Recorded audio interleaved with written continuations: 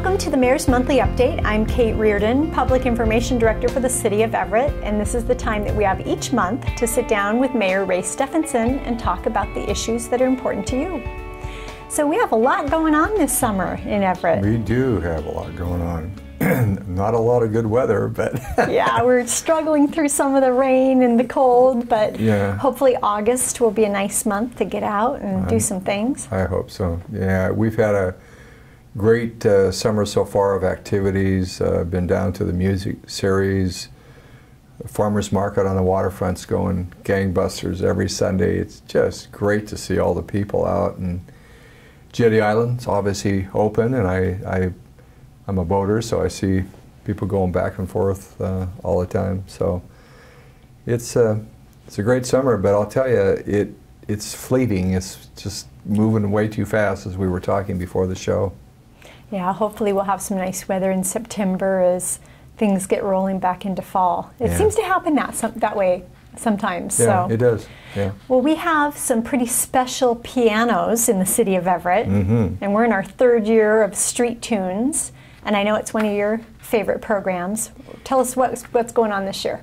This is the third year, and August 1st, hopefully we will have a lot of good weather in August, but 10 pianos will be out on the streets. If you are so inclined and you want to sit down and play for passerby or people having lunch, you're welcome to do that. These pianos have been painted by local artists. It's been a very popular program, one that has gotten a lot of attention through media and and through our citizens. So looking forward to doing that. It reminds me of that a few years ago, and I think maybe just at the time we were starting this program, there was that individual back east somewhere, in a piano out on a sandbar playing as the tide was coming in. So, but it's a lot of fun, and we just you know what it's like for us in Everett. I mean, we have a limited amount of great weather, and we pack a lot of activities into a short period of time. So hopefully people will enjoy it and make requests of those playing and have fun. Absolutely, and anybody's welcome to come out and play on the pianos. They're in downtown Everett, throughout the downtown, and decorated by our local artists. And they're just fun to see and watch, and the kids love trying to play something on them too, even if it's just Mary Had a Little Lamb. That's it. That's it. Why don't you give us an update? We've been talking a lot about the Waterfront moratorium and Kimberly-Clark and the closure of that plant. Well, we have some new information to share with our viewers today about the moratorium that we have in place. The moratorium, the first 6 months, expires this month in August. We've asked the City Council to extend that moratorium, and so it'll run January, February. We're not through with the planning process. We've made a lot of great progress, taken a lot of input. I think the things that have come to the surface in terms of interest of all parties, business and community members, and I'm happy to see this, is that they want to see this be a job center. I think that's been a very strong indication from the majority of folks who have provided comment, and that's been important to me. I think if there's one thing, Kate, that we've lost with those KC jobs, is those family wage jobs for about 700 folks, and if we can find a way to recreate that job base with good family wage jobs, that's the first thing we've got to do. There's interest in public access to the water, and oftentimes people are, they don't clearly understand what that requirement means.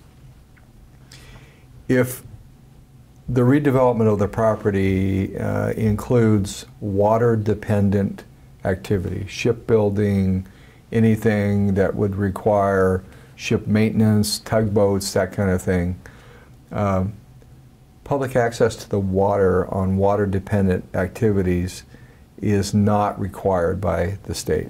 And this property is really unusual in that the water is very deep, It is identified through the planning process as a water-dependent zone.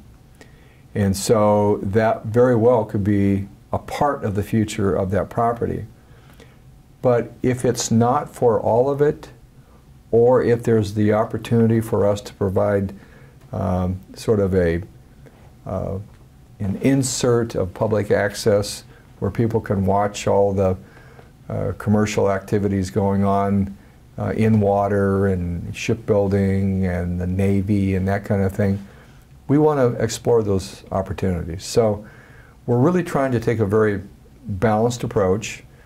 Kimberly-Clark has been issued the demolition permit, and so that demolition will begin here very shortly.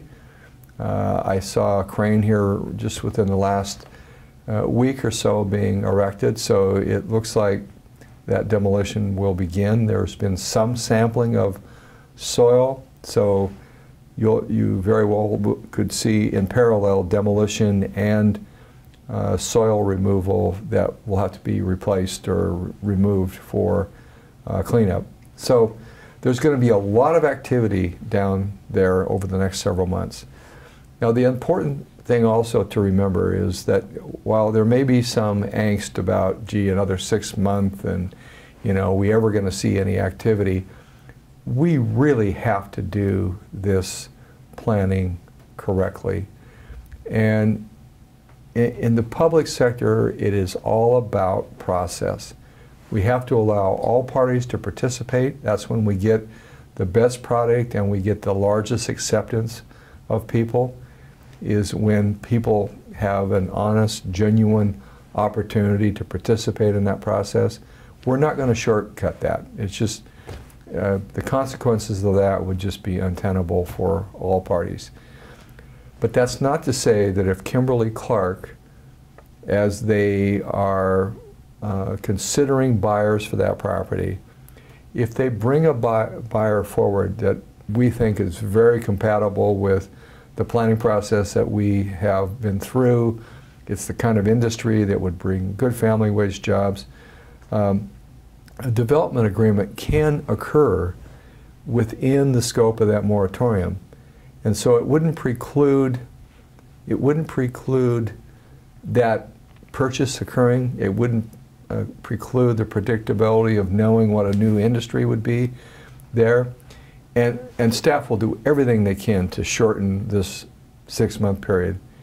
But we just thought that it was in really being as prudent and as careful and considerate as we can. We just needed more time to make sure we did this and did it right. Because, you know, I know it sounds like a cliche, but we've got really one opportunity to get this right. And this will be our future for our lifetimes and for the next 100 years or more. So we've been working very hard at it. Alan Giffen, our planning director, and his staff done remarkable work.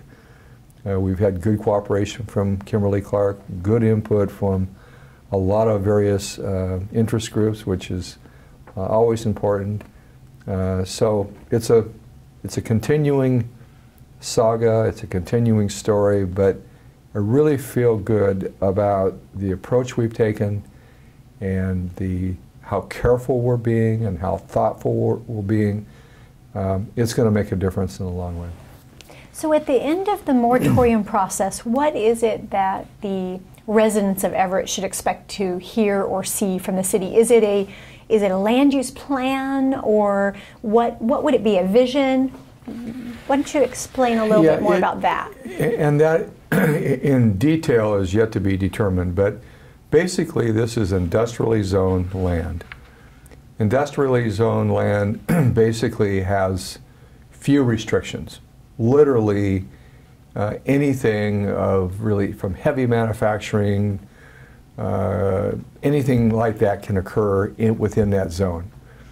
But within that zone, because we have control over the planning process, we can identify desired uses.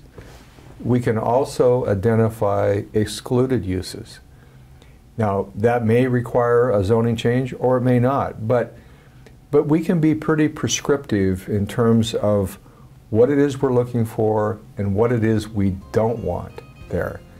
And that's why it's so important to do our due diligence and to be real thoughtful and take a lot of input and analyze it and consult with all parties and make sure we're making absolutely the right choice. Good, good. Well, thank you for that, and we're going to take a break real quick, and then we'll be right back. So stay tuned, we'll be right back after this. At Everett Community College, you can stay close and go far. For me, going far is faculty who really care about me. Going far is becoming the first in my family to go to college. Going far is taking the first step toward my dream job. Going far is going to college without going broke. At Everett Community College, you can stay close and go far. Welcome back to the August version of the Mayor's Monthly Update. It's great to have you here with us. We're going to talk about the new Municipal Court building in Everett. We're well underway. It's almost done. But what's the newest?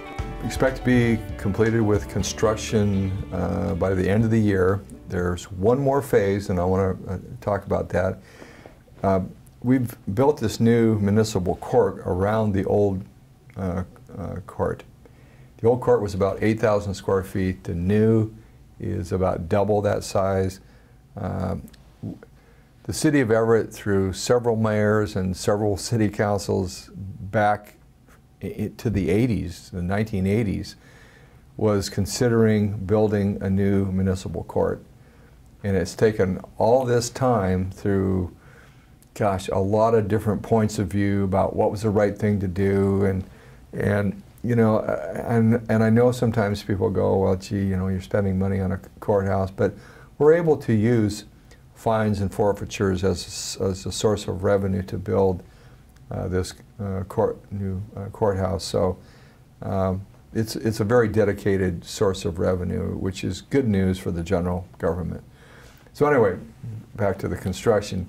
The building will be done. The old courtroom will come down, will be demolished. The phase 2 will be a smaller section and will bring probation, which we're currently leasing space, back to that location. So everything will be on the, the northwest corner of Pacific and Wetmore, right next to the police station, and it's going to be really a very useful building. It's not elaborate, but it has nice lines and nice style, and it looks very much like Northwest kind of style. But it's going to be just a very important part of our public safety program that we have that done and completed. So we're getting close, and the good news has been, Kate, is that we were worried that the Marriott Hotel, which was going to start earlier this year, that we would be doing in the same block that construction at the same time, and it looks very much like, the latest word is that Marriott will start construction before the end of the year. So, you know, sometimes it's better to be lucky than good. So I think that we sort of have that luck of having most of that construction done at the municipal court before we start the Marriott Hotel. So to wrap up today's show, we want to just talk a little bit about some of the safety opportunities that we want to remind people of as kids are out playing, and I don't even want to say it, but school's going to be starting again soon. I know. So what can we look forward to? Well, we were able through our traffic department to get a federal grant to do an education program called Street Smartz, and it's an opportunity to really primarily educate drivers about kids walking and kids on bicycles and what are the kinds of things that we should be doing to protect them.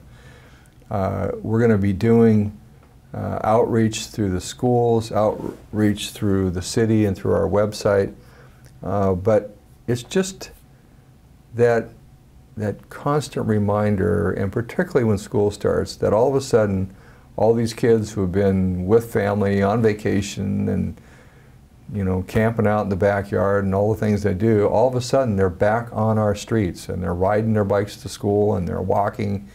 And we want to make sure that we do everything around public awareness to keep them safe and sound. And you just cannot remind people enough.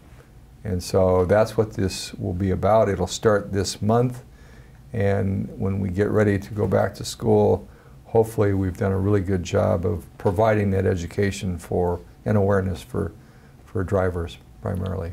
Great, great. Yeah. So we'll be looking forward to seeing more about Street Smarts and that educational awareness campaign on pedestrian and bike safety. Yep, it'll be great. As we get back to school. Yep. Great. All right. Well, have a great rest of the summer. I'm looking forward to it. Hopefully we'll get a little time out fishing and good weather, and I hope all of our viewers have an opportunity to get out with family and friends and barbecue and enjoy the last days of summer and before school starts. And I'm going to keep you to your prediction that we're going to have a great September and a great October weather-wise.